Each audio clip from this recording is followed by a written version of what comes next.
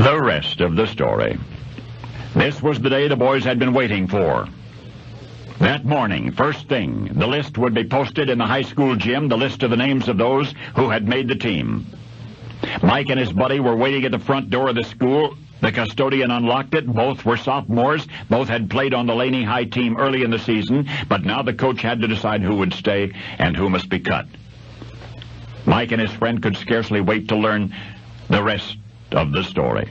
They raced down the hall into the gym, up to the paper taped on the wall. Mike blinked in disbelief. His pal's name was there, all right, but his own name was not. Maybe his eyes had scanned the list too quickly, he thought. He reread each name deliberately, but Mike's name was not on the list. The rest of the day, Mike was numb. He endured his classes, but he heard nothing. He felt nothing. Then the last bell of the day rang, and gradually Mike began to feel a terrible aching in his chest. He hurried home. Nobody else was in the house. Mike ran upstairs to his room and closed the door, and he cried. He cried harder and longer than he had ever cried over anything ever before. Making the team had been the most important thing in his life, and now that dream had died. Mike's heartbreak and humiliation had only begun. You see, the Laney High team made it to the district playoffs that season. Mike pleaded with the coach just to let him accompany the other boys on the bus.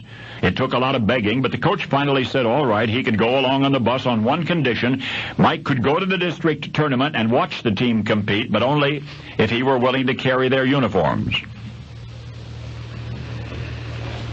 Then came the day of the playoffs. Mike was there. But somebody else was there that day, his parents. His parents were among the spectators.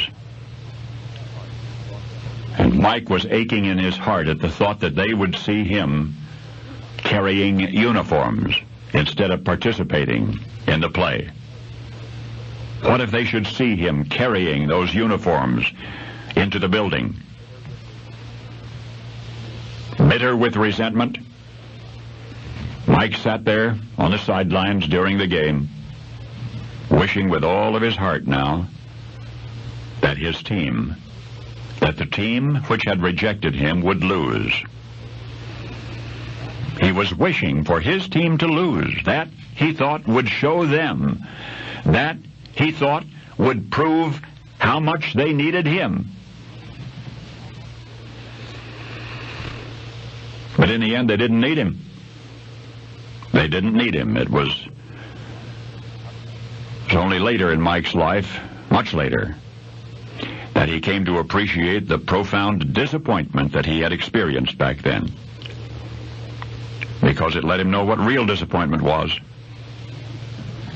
And it made him determined never, ever to succumb to disappointment again.